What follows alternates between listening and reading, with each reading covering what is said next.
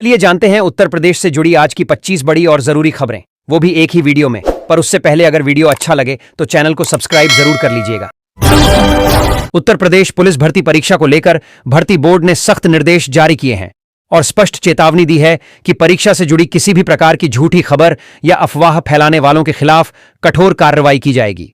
Board का कहना है कि भर्ती प्रक्रिया को पूरी तरह निष्पक्ष और पारदर्शी बनाए रखना उनकी प्राथमिकता है, इसलिए किसी भी तरह की गलत जानकारी फैलाकर अभ्यर्थियों को भ्रमित करने की कोशिश करने वालों को बख्शा नहीं जाएगा।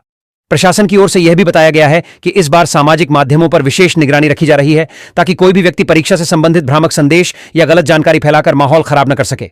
अधिकारियों का कहना है कि अभ्यर्थियों को केवल आधिकारिक सूचनाओं पर ही भरोसा करना चाहिए और किसी भी अपुष्ट खबर पर ध्यान नहीं देना चाहिए।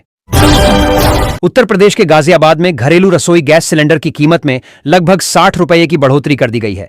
इस बढ़ोतरी के साथ ही गैस सिलेंडर मंगाने की व्यवस्था में भी कुछ बदलाव किए गए हैं। बताया जा रहा है कि नई व्यवस्था लागू होने के बाद उपभोक्ताओं को सिलेंडर प्राप्त करने के लिए कुछ नई प्रक्रियाओं का पालन करना पड़ सकता है। गैस आपूर्ति से जुड़ी कंपनियों का कहना है कि यह बदलाव व्यवस्था को अधिक सुचारू और पारदर्शी बनाने के उद्देश्य से किए गए हैं। हालांकि आम लोगों का कहना है कि पहले से ही महंगाई के कारण घर का खर्च बढ़ गया है और अब गैस सिलेंडर की कीमत बढ़ने से रसोई का बजट और अधिक प्रभावित हो सकता है। उत्तर प्रदेश में लेखपाल भर्ती से जुड़ी एक महत्वपूर्ण सूचना सामने आई है। लेखपाल भर्ती की मुख्य परीक्षा की तिथि आधिकारिक रूप से घोषित कर दी गई है और यह परीक्षा सुबह 10 बजे से आयोजित की जाएगी।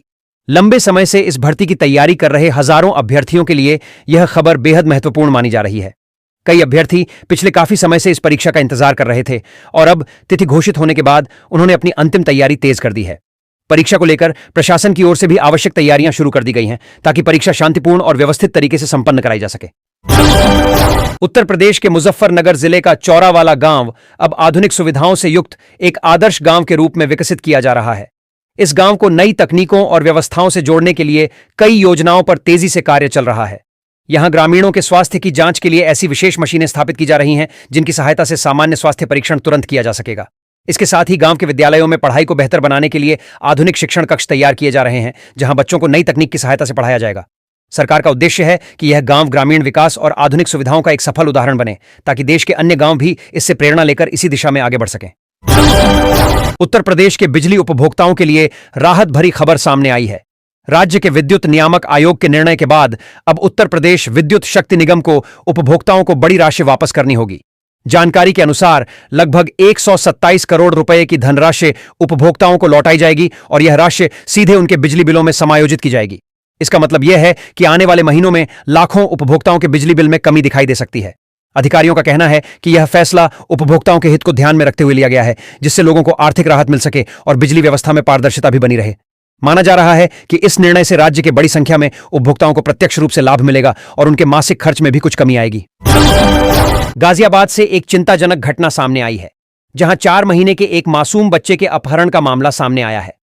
घटना की सूचना मिलते ही पुलिस ने तुरंत कार्रवाई शुरू की और तेजी से जांच करते हुए एक महिला को हिरासत में ले लिया। प्रारंभिक पूछताछ में यह बात सामने आई है कि महिला किसी कारणवश बच्चे को अपने साथ ले गई थी। हालांकि पुलिस अभी पूरे मामले की गहराई से जांच कर रही है ताकि यह पता लगाया जा सके कि इस घटना के पीछे असली वजह क्या थी और इसमें किसी अन्य व्यक्ति की भी भूमिका तो नहीं है। पुलिस का कहना है कि मामले की पूरी सच्चाई सामने लाने के लिए जांच लगातार जारी है। गोरखपुर के रामगढ़ताल इलाके में चल रहे विकास कार्य अब धीरे धीरे असर दिखाने लगे हैं और उम्मीद जताई जा रही है कि आने वाले समय में यहां की यातायात व्यवस्था पहले से काफी बेहतर हो जाएगी। लंबे समय से इस इलाके में जाम की समस्या लोगों के लिए बड़ी परेशानी बनी हुई थी। खासकर बाजार और मुख्य मार्गों पर घंटों तक वाहनों की लंबी कतारें देखने को मिलती थीं। इसी समस्या को देखते हुए प्रशासन ने नई सड़कों के निर्माण, पुराने मार्गों के चौड़ीकरण और ट्रैफिक व्यवस्था को बेहतर बनाने की योजना पर तेजी से काम शुरू किया है। अधिकारियों का कहना है कि जब ये सभी काम पूरी तरह से पूरे हो जाएंगे तो लोगों को जाम से बड़ी राहत मिलेगी और पूरे इलाके में आवाजाही कहीं ज्यादा सुगम और तेज हो जाएगी। प्रशासन का दावा है कि यह परियोजना रामगढ़ताल क्षेत्र की तस्वीर और रफ्तार दोनों बदल सकती है। उत्तर प्रदेश में अब यात्रियों और आम लोगों को एक नई सुविधा मिलने जा रही है। राज्य के 21 सर्किट हाउस और 331 अतिथि गृहों में अब कमरे घर बैठे ही आरक्षित किए जा सकेंगे। सरकार इसके लिए एक नई व्यवस्था शुरू करने जा रही है, जिसके माध्यम से लोग बिना किसी परेशानी के अपने रहने के लिए कमरा पहले से सुरक्षित कर सकेंगे। इस व्यवस्था के लागू होने के बाद लोगों को कार्यालयों के चक्कर लगाने की आवश्यकता नहीं पड़ेगी और पूरा काम सरल तरीके से किया जा सकेगा। माना जा रहा है कि इस नई व्यवस्था से पारदर्शिता भी बढ़ेगी और यात्रियों को ठहरने की सुविधा प्राप्त करने में काफी आसानी होगी। उत्तर प्रदेश लोक सेवा आयोग ने लगभग 5 वर्ष पहले निकाले गए सहायक नियोजक के 11 पदों की भर्ती को निरस्त करने का निर्णय लिया है। आयोग की ओर से दी गई जानकारी के अनुसार कुछ प्रशासनिक और तकनीकी कारण सामने आने के कारण इस भर्ती प्रक्रिया को आगे बढ़ाना संभव नहीं रहा, जिसके चलते इसे समाप्त करना पड़ा। इस फैसले से उन अभ्यर्थियों को निराशा हुई है जो लंबे समय से इस भर्ती के पूरा होने की प्रतीक्षा कर रहे थे और इसके लिए लगातार तैयारी कर रहे थे। कई अभ्यर्थियों को उम्मीद थी कि जल्द ही चयन प्रक्रिया पूरी होगी, लेकिन अब उन्हें फिर से नई भर्ती की घोषणा होने तक इंतजार करना पड़ेगा। माना जा रहा है कि भविष्य में इस पद के लिए दोबारा भर्ती निकाली जा सकती है, लेकिन इसके लिए आयोग की ओर से आधिकारिक सूचना जारी होने का इंतजार करना होगा। गाजियाबाद नगर निगम में गृह कर बढ़ोतरी को लेकर माहौल काफी गर्म हो गया है। जानकारी के अनुसार गृह कर में लगभग 300% तक बढ़ोतरी का प्रस्ताव सामने आने के बाद कई पार्षदों ने इसका विरोध करने की तैयारी शुरू कर दी है। उनका कहना है कि इतनी अधिक बढ़ोतरी से आम नागरिकों पर भारी आर्थिक बोझ पड़ जाएगा, जबकि लोग पहले से ही बढ़ती महंगाई से परेशान हैं। ऐसे में अचानक इतनी बड़ी कर वृद्धि करना उचित नहीं माना जा रहा है। माना जा रहा है कि नगर निगम की आगामी बैठक में इस मुद्दे को लेकर जोरदार बहस और हंगामा देखने को मिल सकता है, क्योंकि कई पार्षद इस प्रस्ताव को वापस लेने की मांग करने की तैयारी कर रहे हैं। प्रदेश में मकान और भूखंड खरीदने की योजना बना रहे लोगों के लिए भी सरकार की ओर से राहत भरी खबर आई है। मुख्यमंत्री योगी आदित्यनाथ के नेतृत्व वाली सरकार ने विकास प्राधिकरणों को स्पष्ट निर्देश दिए हैं कि आम लोगों को अनावश्यक रूप से परेशान न किया जाए।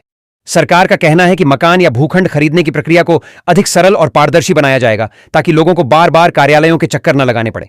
इसके साथ ही कई नियमों को आसान बनाने की भी तैयारी की जा रही है, जिससे घर खरीदने वाले लोगों को कम समय में और कम परेशानी के साथ अपनी प्रक्रिया पूरी करने में मदद मिल सके।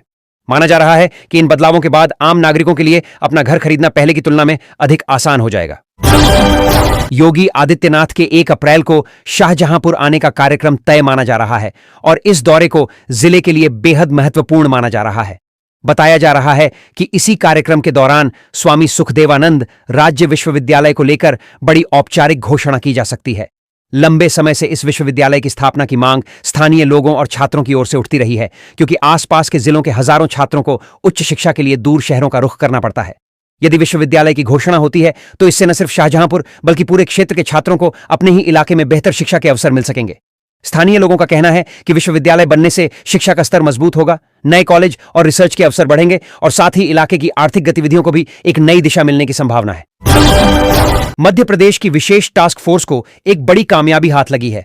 दुर्लभ घड़ियालों और कछुओं की तस्करी से जुड़े जिस आरोपी की तलाश पिछले कई वर्षों से की जा रही थी, उसे आखिरकार करीब 8 साल बाद गिरफ्तार कर लिया गया है।